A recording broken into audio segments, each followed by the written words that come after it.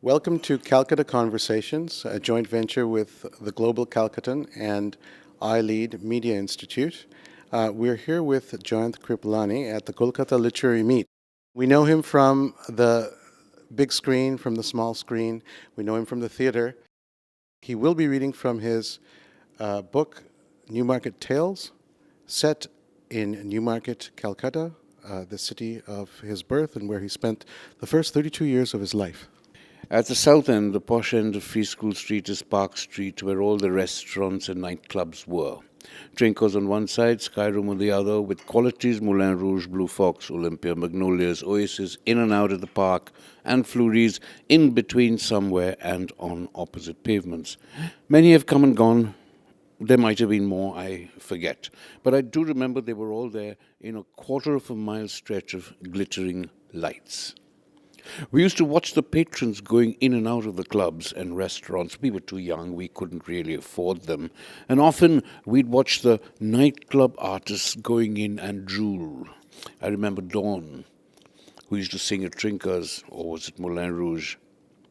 She was advertised as Deadly Dawn on the posters, and all of us, full of pre-adolescent fantasies, would dream about waking up at the crack of Deadly Dawn.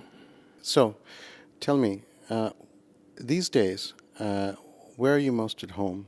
Certainly not the small screen, because you have said that you're tired of that scene.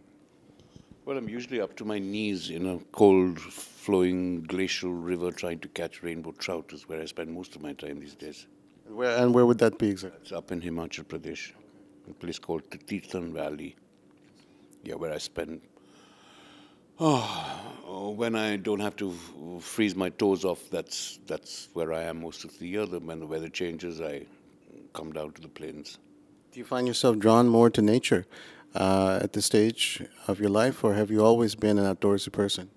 No, I don't like nature. I'm not over fond of nature or anything like that. It's lucky I have a place where I can catch fish. But if you ask me the names of the trees and the plants and the birds and the flowers, I'm clueless. I'm not even interested. I mean, I do all my writing in the and all the other work that I do in the crowded, smelly atmospheres of Bombay and Calcutta.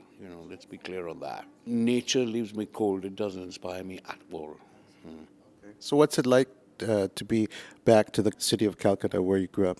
No, it's been fun. The last month here has been great fun because when the Kalam people suggested that I adapt scenes from my book, The Newmarket Tales, and perform them at the Newmarket, I thought that would be a hell of an experience, and it was. So I haven't had much time to think about Calcutta in the last month because I've been surrounded by 35 to 40 actors who have been practicing and rehearsing and helping me adapt and readapt certain sections of the book to a stage performance, which happened on the 25th, and I think there were a handful of people there, about 1,000 or so it was fun. How has the city of Calcutta, how has it informed your life culturally as you came into your own as an artist?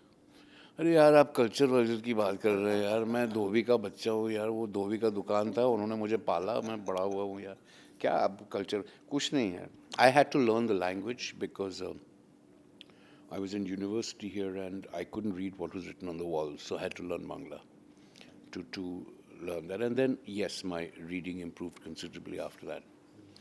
But how has it informed my life, and has it changed it in any way? I wouldn't know because I was born and brought up here, so I don't know any different.